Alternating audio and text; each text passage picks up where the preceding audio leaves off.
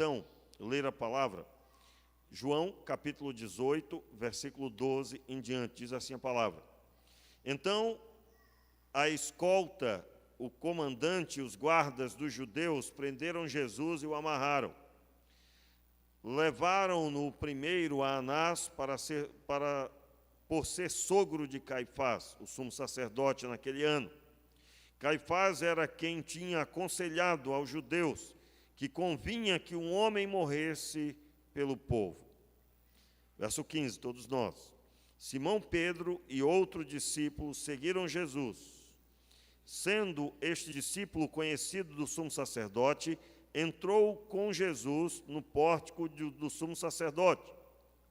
Pedro, porém, ficou de fora, junto à porta. E o outro discípulo, que era conhecido do sumo sacerdote, voltou, falou com a porteira e levou Pedro para dentro. A porteira perguntou a Pedro: não és tu um dos discípulos deste homem? Respondeu ele: não sou. Fazia frio, os servos os guardas estavam em pé ao redor de uma fogueira que tinham feito para se aquecer. Pedro também estava com eles, aquecendo-se. Então o sumo sacerdote interrogou Jesus acerca dos seus discípulos e da sua doutrina. Respondeu-lhe Jesus: eu falei abertamente ao mundo. Eu sempre ensinei nas sinagogas e no templo, onde todos os judeus se reúnem. Nada disse em oculto. Verso 21, todos nós. Por que me interrogas? Pergunta aos que me ouviram, certamente eles sabem o que eu disse. Quando Jesus disse isso, um dos guardas que ali estava deu-lhe uma bofetada, dizendo: é assim que responde ao sumo sacerdote? Respondeu Jesus: se falei mal, dá testemunho do mal, mas se falei bem, por que me feres?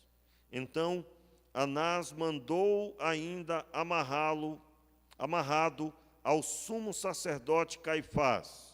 Verso 25 até o 27, todos juntos. Simão Pedro continuava de pé, aquecendo-se.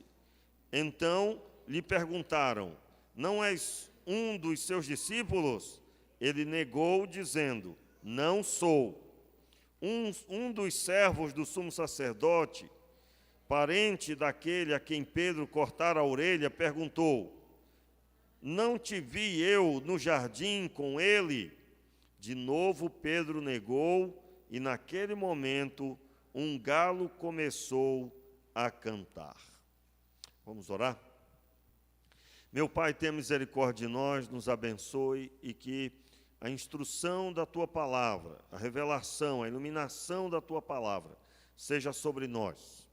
Que o Senhor Deus tenha misericórdia e que a nossa realidade seja exposta para nós mesmos, de forma que gere arrependimento, se essa é a necessidade. O Senhor sabe a nossa vida e te pedimos que tudo o que necessitamos para servir ao Senhor com zelo, com ousadia, seja realizado em nós, em nome de Jesus.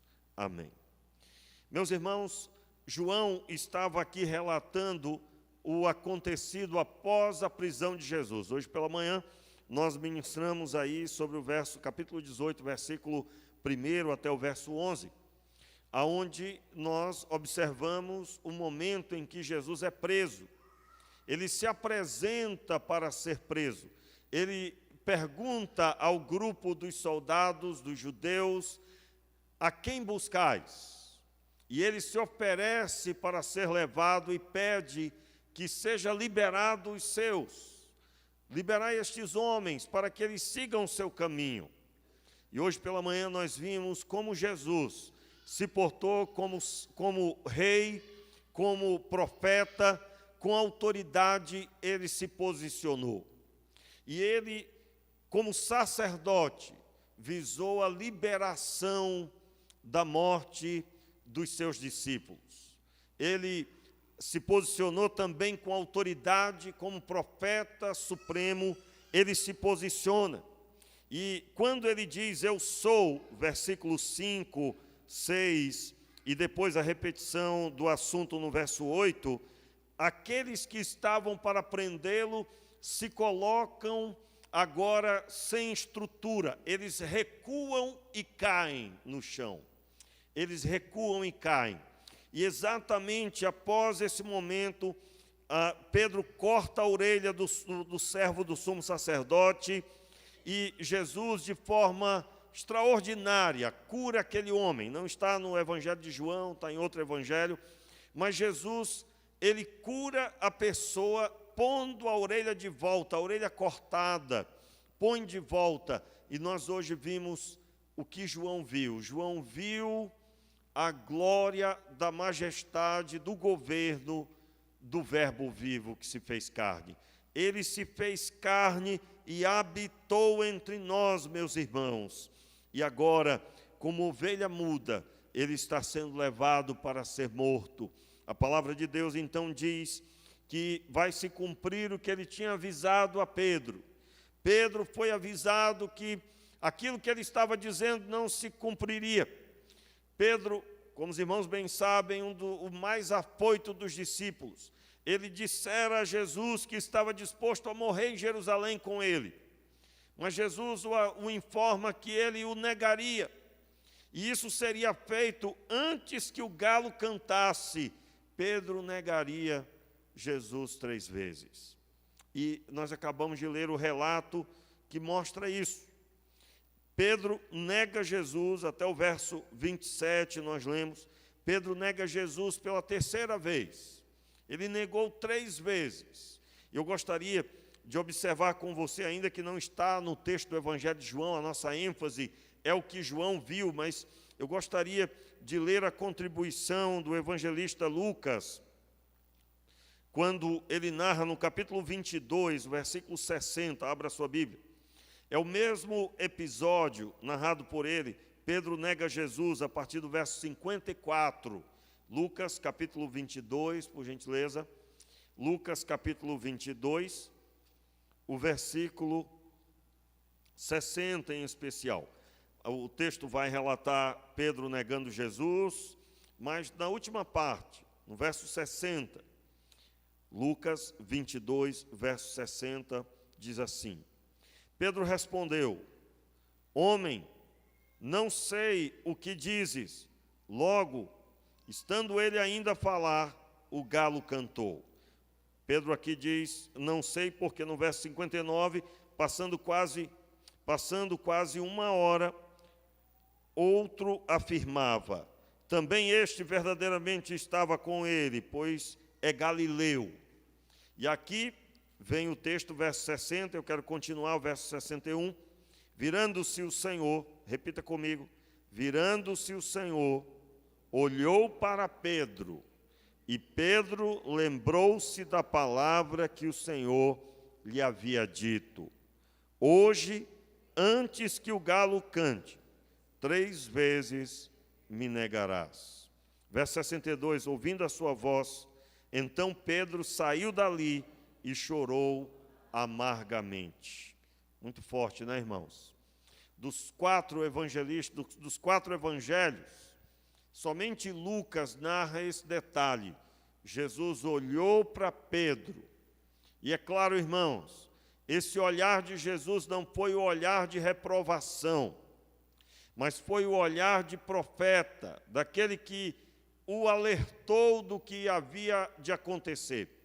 Nós ministramos aqui um bom tempo, o capítulo 14, o capítulo 15, o capítulo 16, e em todos esses textos, Jesus sempre declarando, quando ele repete a respeito do que havia de acontecer, ele dizia sempre, eu estou dizendo isso para que, quando acontecer, vocês acreditem que eu sou. Em resumo, foram vários momentos que Jesus relatou a respeito do que ele iria passar, e ele revelou para que, quando acontecesse, os discípulos soubessem que tudo era genuíno, e que aquele que governa é o Senhor.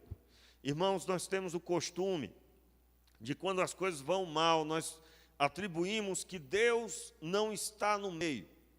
Eu digo aos irmãos, Deus está no controle de todas as coisas, absolutamente de todas as coisas.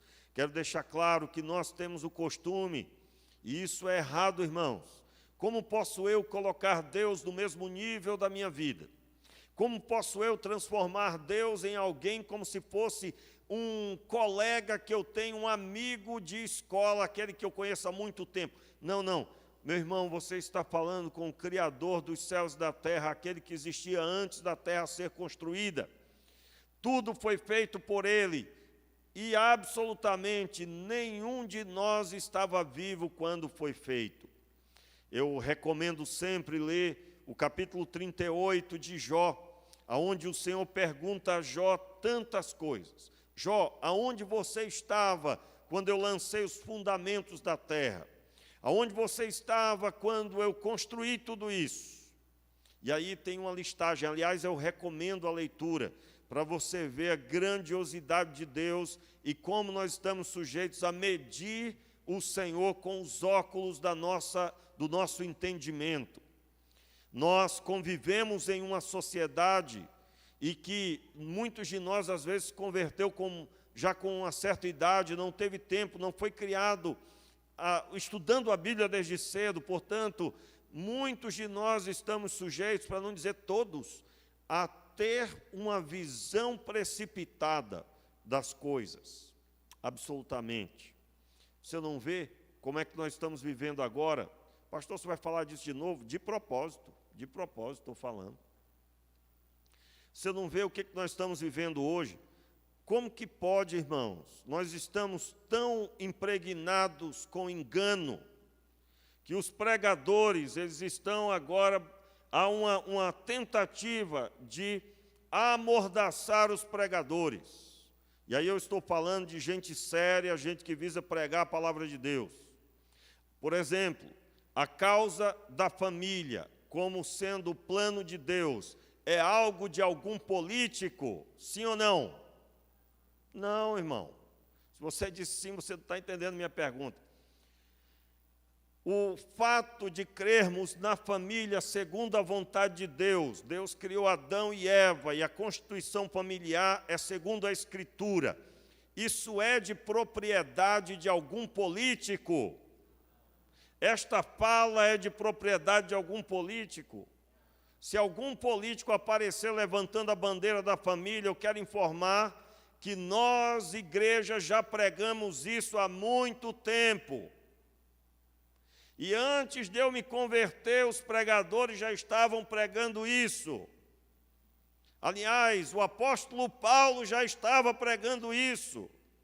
Mas nós vivemos um tempo onde, se eu começar aqui a falar que o casamento é entre homem e mulher, alguém já diz: esse pastor, ele é daquela linha, ele é dessa linha, daquele candidato ou desse candidato. Nem tem ainda, né? Mas as pessoas, elas tecem dessa forma. Rapaz, eu saí de casa para ouvir a palavra de Deus e o pastor está falando de política. Não, meu irmão, eu estou falando da Bíblia. Quando nós falamos aqui que a igreja, ela é contrária ao aborto, infelizmente, irmãos, as pessoas interpretam com o óculos da cultura que estão inseridos. Você não, em nome de Jesus, Deus abençoe, amém, irmãos? Você não está assim, mas eu estou falando de uma forma geral. Nós, igreja, levantamos a bandeira do não aborto. Isso é propriedade do Senhor. Essa visão é uma visão bíblica e não de um partido, de uma linha de esquerda, de direita, de centro, seja o que for. Esse pessoal todo vai e volta, irmãos. Mas a Escritura Sagrada permanece. E ela é que é a autoridade. Portanto, quando eu disse amordaçar, é quando a pessoa até fica chateada. Eu não vou mais naquela igreja, eu não vou ouvir política. Quando que nós falamos aqui de política? Nós estamos falando da Escritura Sagrada. Só Deus pode tirar a vida de uma pessoa. Só Deus pode decidir quem vai e quem fica. Portanto, meu corpo, minhas regras. É uma frase produzida no inferno. E quem profere essa palavra está proferindo palavras das trevas. E aí você sabe que tem um grupo grande voltado para isso. E nós, igreja, vamos falar o quê? Por que eu estou citando isso? Porque da mesma forma que quando você ouve o pregador denunciar o pecado, como João Batista denunciou e perdeu a vida por isso. João Batista disse a Herodes: tu estás em adultério, a mulher que tu tem é do teu irmão. O que aconteceu com João Batista, irmão? Foi preso. E depois perdeu a cabeça, foi decapitado. Eu digo aos irmãos, o próprio apóstolo Paulo foi preso porque pregava o evangelho. E ele mesmo disse: olha, na minha defesa ninguém me assistiu. Na primeira defesa de Paulo, ele foi abandonado. E é claro, ele cita lá aqueles que estiveram com ele, mas ele cita também os que o abandonaram. Isso por quê? Porque ele estava pregando o evangelho. Se você estudar o texto, você vai descobrir o seguinte: ninguém quer se aliar em quem está algemado. Ninguém quer ser visto, isso já naquele tempo, em quem está na cadeia. Paulo estava preso, porque era um pregador do evangelho. E falava o que o Jesus orientava para falar. Hoje ainda, irmãos, nós carecemos de pregadores, de profetas de Deus que denunciam o pecado e que anunciam aos homens que todos se convertam. Todos nós não sabemos de nada, Deus é que tem a autoridade suprema e essa autoridade está na sua palavra. Por isso que nós batistas cremos que a palavra de Deus é autoridade sobre a nossa vida. Não é o pastor da igreja, não é a igreja num todo, não é a diretoria da igreja, mas individualmente cada pessoa é convidada a crer na Escritura Sagrada, que deve ser devidamente interpretada, estudada e aplicada em seu coração. Saiba, quando você faz isso, você está sendo convidado a uma vida abundante. Uma vida abundante. Então, eu dei apenas o exemplo de que no nosso tempo, tocar em alguns assuntos ou discordar gera muito problema. E aí, meus irmãos, quando nós fazemos isso, também observando sobre o Senhor, quando os problemas vêm, a catástrofe vem, nós temos o costume de, eu digo nós assim, me colocando junto, com a luta da pessoa. Nós temos o costume de aliar a catástrofe à ausência de Deus. A pessoa perde o emprego e ela fica tentando descobrir por que ela perdeu. Mas olha, Deus, por que Deus fez isso comigo?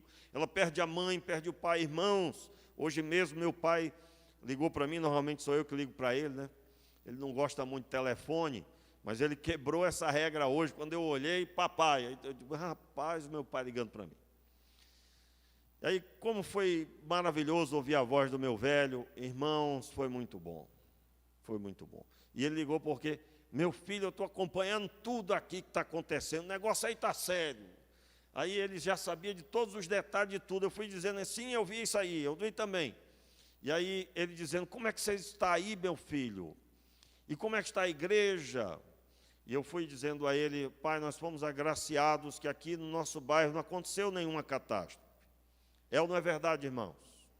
Nós não somos melhores nem maiores que ninguém, mas Deus teve misericórdia. Nós poderíamos estar, até disse aqui, a igreja poderia estar aqui nem lá em Monsuaba como sede, como base de apoio para o corpo de bombeiros.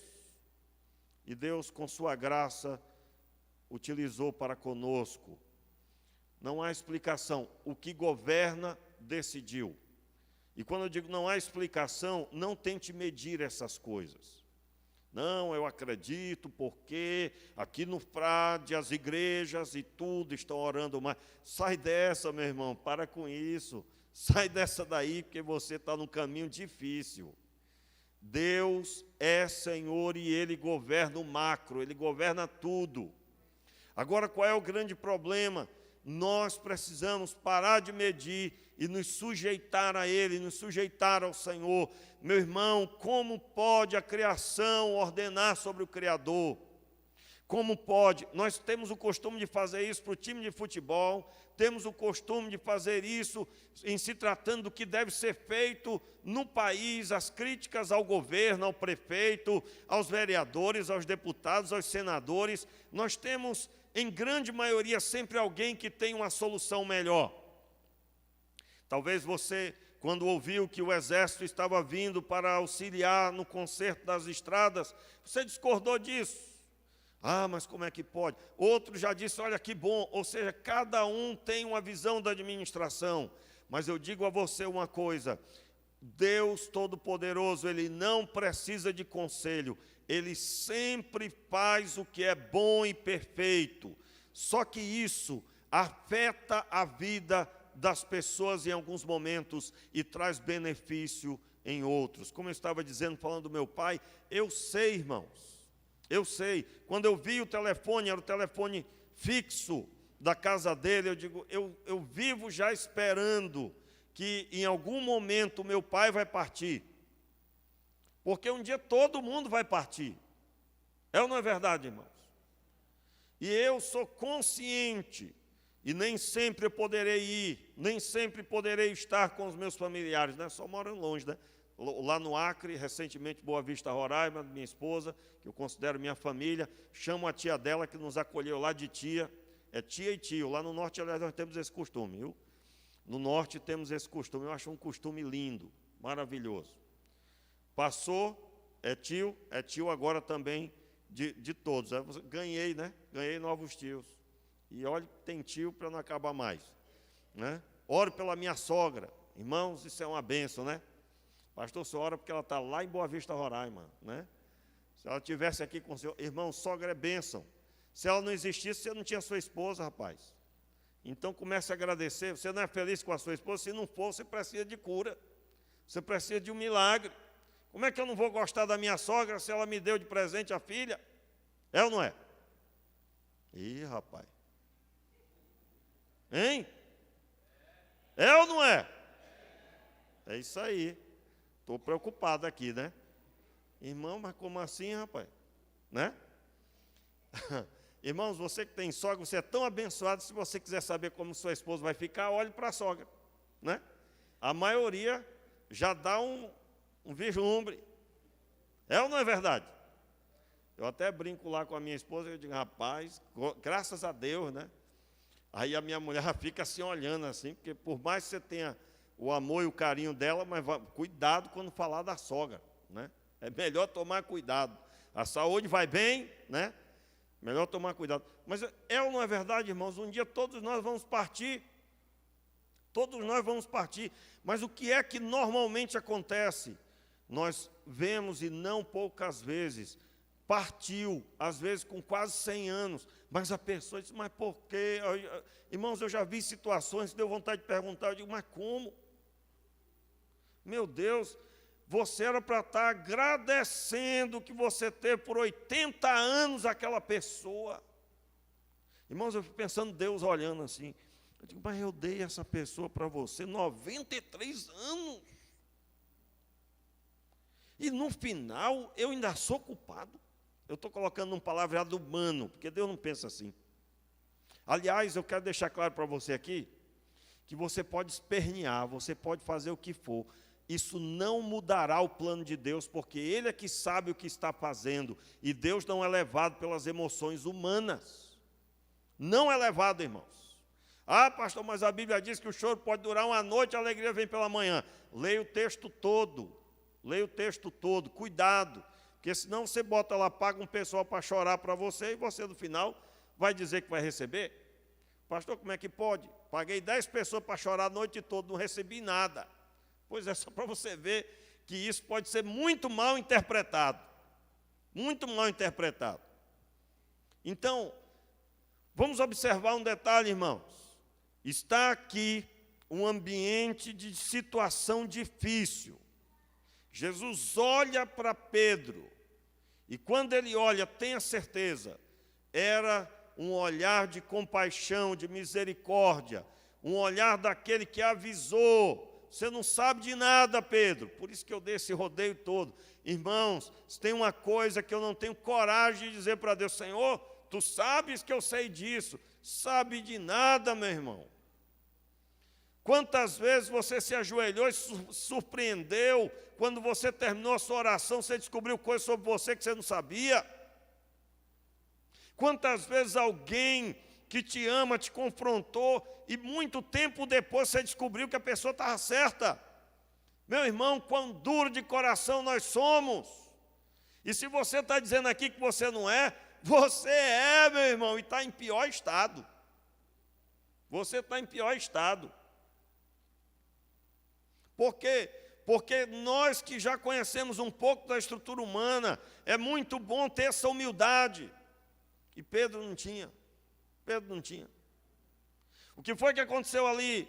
Aconteceu que o Senhor revelou o que ia acontecer de verdade. Meus irmãos, essa é a sensação que nós temos que ter. O Senhor Jesus olha para Pedro e acredito plenamente, era o olhar de Deus olhando para o pecador.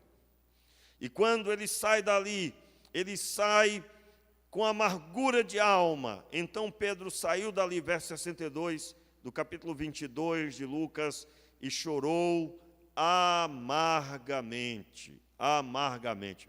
Amargamente aí já diz tudo, né? Como é ruim algo amargo, né, irmãos? E era o que ele estava vivendo agora. Por que amargamente? Porque ele descobriu que ele não sabia de nada e descobriu vivendo a experiência. Meus irmãos, eu considero, né, pouco tempo, ainda sou novo no ministério, comparado com tantos outros que eu conheço. Não é? Tem um pastor que eu ouço as suas pregações, já tem muito mais de 40 anos de ministério, e eu sou tão abençoado com a vida dele. E quantas experiências que aquele homem já viu. Eu, nesses 17, né, porque eu fui ordenado já antes de vir para cá, de pelo menos 17, 18 anos quase de ordenado ao ministério e líder desde novo na fé.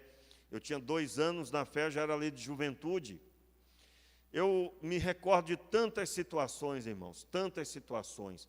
E uma das principais eu posso dizer para você, nós, quando descobrimos que o que nós pensamos de nós não é verdade, descobrimos vivendo a experiência de decepção com a própria vida, isso dói bastante.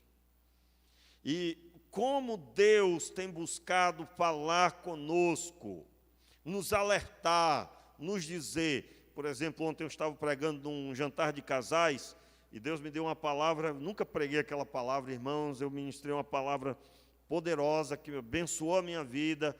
Deus trouxe ao meu coração alguns princípios que eu não tinha conseguido ver ainda. Foi muito bom.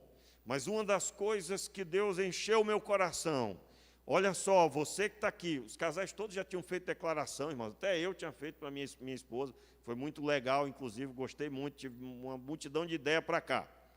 E aí, os jovens, por exemplo, foram que fizeram tudo, promoveram tudo, foram os garçons. Fica a ideia aí, viu, jovens, viu? Fica a ideia, vai ser muito bom, eu recebo, viu? Eu recebo a sugestão aí do pastor. Mas depois a gente vai conversar sobre isso, mas vamos lá. Aí eu estava lá pregando e eu senti no meu coração fortemente para falar ali para aquelas pessoas. Olha, crente também separa. Sabe por quê? Porque é duro de coração e não quer ouvir o Senhor falar, não quer submeter, também se separa. Eu não estou incentivando nenhum crente a separar, e não é para se separar, é para resolver a situação. E só há uma resolução: se converta no seu coração a Jesus Cristo. Seja fiel a Jesus Cristo, só se preocupe com isso. E automaticamente você vai abençoar a sua esposa, você vai abençoar o seu marido, mulher, você vai abençoar esse homem. Porque Cristo, Ele trata de resolver os problemas interiores. O que é que você precisa? Ler uma multidão de livros? Será uma bênção, você vai ser abençoado. Mas com o coração rendido a Jesus Cristo. Rendido a Jesus Cristo. No decorrer da caminhada, irmãos, eu já vi alguns casais se separar, espero não ver nunca mais. Mas como as pessoas teimam. E eu me lembro de episódios que anos depois, a pessoa procurou, foram poucos, né? Mas a pessoa procurou e disse: pastor, o senhor estava certo, eu agora entendo. Mas aí a pessoa já estava com o casamento destruído E quantas vezes, eu me lembro de uma vez, a pessoa até foi para outra igreja, depois pediu para falar comigo, e eu digo, meu irmão, mas vamos trabalhar para o seu casamento ser restaurado. Não, pastor, ela já está com outra pessoa e eu também. Que tristeza, que tristeza. Meus irmãos, é sério que Deus fala conosco. E Pedro viveu isso. Eu estou dizendo hoje à noite aqui, é sério que Deus fala com você. O grande problema é que muitos vivem num mundo que não é o que Jesus pregou.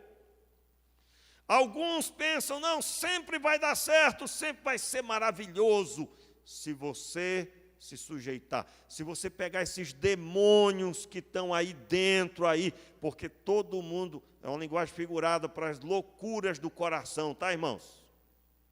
As loucuras do coração. Eu quero deixar claro que você se converteu, você é da igreja, filho, mas se você tem áreas da Bíblia que você não segue, você é infiel. Se o Senhor te orienta que você tem que mudar seu procedimento em alguma área da sua vida, e você diz, aqui não, você ainda não se converteu de verdade. Você só é convertido se antes de abrir a Bíblia você já diz amém. Se você abre a Bíblia com medo do que vai acontecer, você ainda não é convertido, você é duro de coração. Você é duro de coração. E aos duros de coração, eles terão um fim triste. Pedro era duro de coração, irmãos. Ele achava que sabia. Ele achava que sabia mais do que Jesus. Jesus disse, eu vou lavar os teus pés. Não, Senhor, não vai fazer isso não. Alguém tem coragem, alguém se propõe de dizer, não, Jesus, não vai fazer isso não. Pedro fez isso. Que é isso, pastor? Sim, meu irmão, não seria isso que fazemos quando discordamos?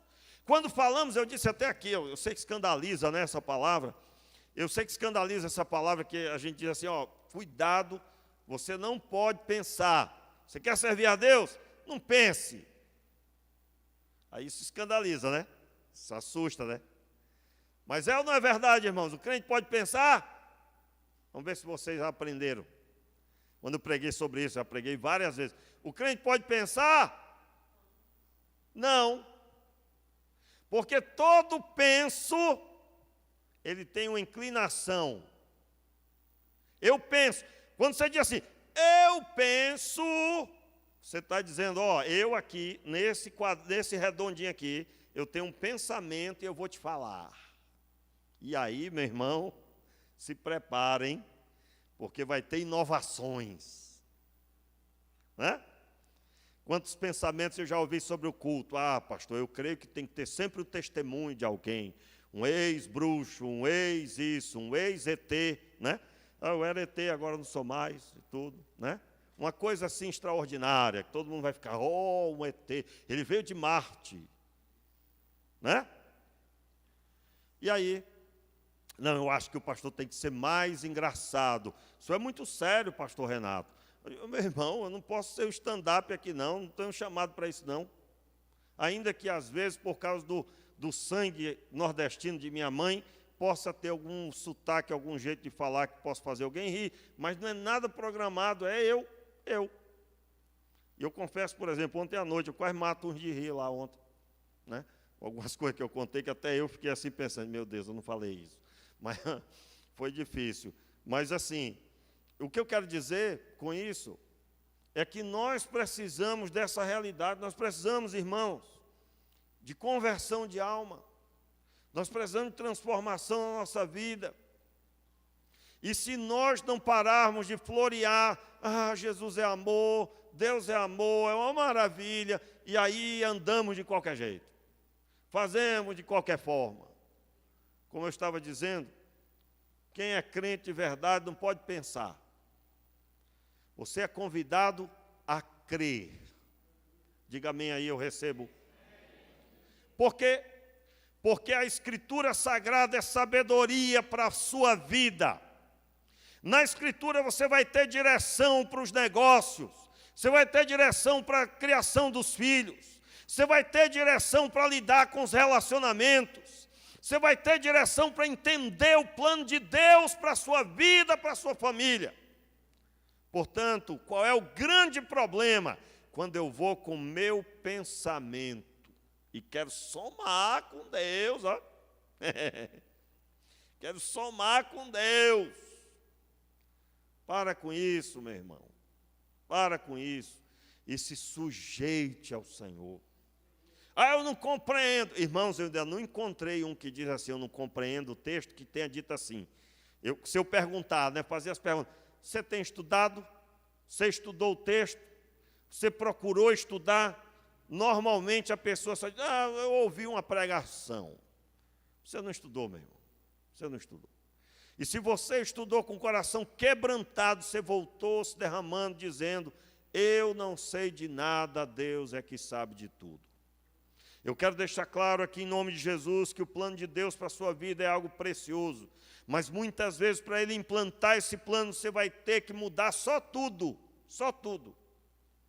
E não adianta negociar, porque Deus me ama. Não confunda Deus com o ser humano, que dependendo do que seja, a pessoa dá não, vamos negociar assim, não ganha nem eu, nem você, 50% os dois lados. Não, com Deus não, meu irmão. Com Deus, você baixa a sua cabeça, se submete e diz, Senhor, seja feita a tua vontade. E de onde nós tiramos isso? Nós temos o maior exemplo disso, que é Jesus Cristo. Senhor, se puder, passa de mim este cálice, essa dor, essa luta que eu vou passar, que ela não seja tão extraordinariamente dolorosa, mas, todavia, seja feita a tua vontade. O Senhor, o Verbo vivo, declarou isso, irmãos. Como que eu vou querer modificar? Meu irmão, em nome de Jesus, que Deus enche o seu coração e que absolutamente nenhum de nós tenhamos a experiência de Pedro, de descobrir em pleno ambiente que estávamos errados e com os corações quebrados pela nossa dureza, chorarmos amargamente. Eu encerro, eu sei que o meu tempo já estourou, mas todo culto eu fico dizendo, vou acabar no horário. Mas eu quero dizer para você o que Deus ministrou meu coração após essa explanação até aqui. Deus encheu meu coração, irmãos, com uma visão, que é a visão do apóstolo João aqui nesse texto. Por que é que João não colocou o olhar de Jesus? Por que é que João não relatou os detalhes que os outros relataram? Ele se ateve só a Pedro negar. Só. E a ênfase ele deu para as palavras de Jesus diante do sumo sacerdote, do sogro do sumo sacerdote, diante de Jesus, diante do sacerdote. O foco de João era em Jesus. Sabe o que é que o apóstolo João dá entendimento? Ele dá o entendimento do Isaías, do texto de Isaías 53, que narra Jesus em pleno vigor, caminhando para resgatar os pecadores. Nós estamos diante da glória do Verbo vivo, que ele não ficou enganchado na atitude de Pedro de negar. Ele não ficou enganchado na bofetada que pegou quando falava corretamente suas palavras, conforme acabamos de ler. Ele não ficou pensativo no Pedro que cortou a orelha, desobedecendo o que Jesus tinha dito. Ele não ficou envolvido com os que o prenderam, o amarraram. Irmãos, amarraram o Verbo vivo. Levaram ele amarrado para aquele lugar. Um homem que só curou os enfermos e pregou a palavra. Amarrado.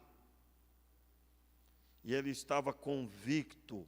Em outras palavras, eu estou dizendo, preste atenção, olhe para mim, não olhe para o relógio não, pelo menos por enquanto. Olha só, preste atenção, meu irmão. Enquanto você ficar com mimimi, com historinha, Pedro foi chorar amargamente. Pedro negou 3 vezes, mas Jesus permaneceu firme no propósito. Eu vim buscar a raça humana. Nada o tirou desse propósito. Eu estou dizendo que há uma multidão que vai ficar enganchada por aí, que vai ficar alimentada com as suas mazelas. Como eu disse, você precisa expulsar esses demôniozinhos aí, que ficam aí criando ideia, arrumando história. E só tem um jeito de curar isso: você se quebrando diante de Deus, se derramando diante dEle e dizendo: não sei de nada e quero me submeter ao Senhor e quero crer na sua palavra. Ajuda-me, Senhor, eu não consigo crer. Você será ajudado. E então, eu quero deixar claro, irmãos, a obra de Deus continua, como Jesus continuou a obra, até hoje é assim. A obra de Deus continua. Se todos nós aqui ficarmos de bico e dissermos: não quero mais, agora também não vou mais, eu não faço mais. Eu quero deixar claro que o Senhor Deus governa sobre todas as coisas, e é um privilégio participarmos desse governo. É um privilégio. Eu amo restauração familiar, meus irmãos. Por quê? Porque eu sou fruto dessa obra quando me converti. Eu quero aqui, em nome de Jesus, dizer para você que a obra de Deus está continuando. Esse momento Deus está em toda a terra, convertendo, salvando, levantando pessoas, realizando a sua obra, estando presente em lugares diversos. Como nessa semana, irmãos, o corpo de um homem de Deus, um pastor, ele resolveu ficar na zona de guerra. O corpo dele foi encontrado jogado. Ele estava morto e, pelo que eu entendi, o corpo estava bem dilacerado. Ele foi encontrado jogado. Quem viu aqui essa situação? Um pastor, ele era professor de seminário na Ucrânia, e ele resolveu ficar. Muitos cristãos saíram com suas famílias, foram, né? Um caso é o nosso missionário, ele saiu e está ajudando lá no campo de refugiados na Polônia.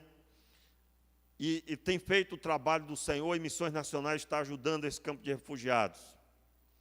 Mas há muitos cristãos, até porque não é só a Igreja Batista que está lá, mas há muitos cristãos que ficaram junto com o povo que ficou entrincheirado, escondido em suas casas, procurando salvar as suas vidas, e ficaram. Muitos foram mortos, muitos estão. Talvez nós não sabemos da metade de que morreu. Eu ouvi uma reportagem dizendo que um dos lados, eu não quero nem citar qual deles, porque eu não estou falando aqui de A ou B, não é? Mas que havia caminhões de incineração de corpos. A pessoa era morta, então logo se incinera a pessoa, registra-se os soldados e tudo, mas ela é logo incinerada para que não haja registro de corpos, para que não seja visto, para que seja o mais ameno possível. Não sabia ao certo ainda que isso era um registro que foi proferido por pelo menos um dos lados que isso estava existindo. Meus irmãos, quanta dor. É nesse ambiente que muitos dos nossos irmãos permaneceram. Quem sabe alguns ouviram a voz de Deus dizendo: você vai ficar, meu filho. Estes homens aceitaram o desafio. Você crê que Deus pode ter falado isso, sim ou não? Claro que sim, meu irmão. Que é isso, pastor? Deus não vai dar um conselho desse? Meu irmão, estude a história da igreja. Aliás, é muito bom você estudar a história da igreja, você vai perceber, alguns vão ter vergonha e vão dizer: eu não sei nada, eu não sirvo a Deus nada. Comparado com homens de Deus que enfrentaram a morte, adorando a Deus. Eu quero convocar você à conversão, a converter-se desse coração duro, que no final, ao invés de testemunhar, você vai para o escândalo, como Pedro foi. Baixe sua cabeça, feche os seus olhos, se arrependa, diante do Senhor, se arrependa. Senhor, nós estamos diante de Ti, e eu quero Te pedir perdão, Senhor, e eu me identifico com meu irmão na sua dureza, e eu Te peço ajuda, Senhor, esse meu irmão, ajuda esta minha irmã, Senhor, porque eu sei que não é fácil muitas vezes lidar com o próprio coração. Nós proferimos uma palavra, fazemos outra coisa. Falamos que somos e de repente não conseguimos fazer nem a metade do que falávamos. Perdoa-nos, Senhor. E nós te pedimos que o Senhor nos dê a oportunidade de sermos instrumento nas tuas mãos nessa geração. Senhor, tem misericórdia de nós. Nós precisamos tanto, Senhor, de um coração quebrantado. Nós precisamos tanto de um coração que ouve a tua voz e que não endurece. Perdoa, Senhor. Perdoa, meu Pai. Fique de pé no seu lugar, levante as suas mãos. Eu creio plenamente que o Senhor Deus falou com você. Conforme Deus ministrou o seu coração, obedeça. Levante as suas mãos agora. Comece a consagrar a sua vida ao Senhor. Comece a dizer a Ele: eu obedeço, Senhor, me submeto. Eu me submeto. Irmãos, há muito trabalho a ser feito. O Senhor Deus nos chama. O Senhor Deus nos chama a muitos casais, a muitas famílias, a muitos jovens, adolescentes, crianças que precisam ser alcançadas. O Senhor nos chama. Senhor, tenha misericórdia. Nós queremos romper com toda dureza. E nós queremos nos submeter. E nos submetendo, nós sabemos que haverá muito ainda a ser feito. E nós te pedimos, Pai, vem com teu bálsamo curar o nosso coração. Aonde havia dureza, agora haja, Senhor, um coração quebrantado, um coração amolecido. Troca o nosso coração, Pai. Transforma, Pai, no nome de Jesus. Pai, eu oro agora expulsando toda opressão maligna, toda cadeia. Bata em retirada dessa casa, bata em retirada desse lar, bata em retirada deste quarto, desta cama. Seja quebrada agora as obras malignas, as cadeias, as opressões. Toda frieza é colocada por terra agora. E seja o poder do Espírito agora. Receba agora em nome de Jesus. Seja o poder do Espírito renovado na tua vida. Sejam os dons espirituais restaurados na tua vida. Os sentimentos que você teve um dia na presença de Deus, seja renovado agora. A alegria de servir ao Senhor, a alegria de caminhar em triunfo, de falar com Deus e servi-lo. Seja restaurado agora, seja renovado o teu coração. Todos os projetos de Deus sejam restaurados agora diante de ti. O Senhor Deus te propõe, te chama a uma obra.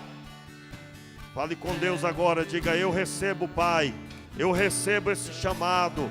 Ministra mesmo o meu coração, Senhor. Diga, fale com Deus, em nome de Jesus.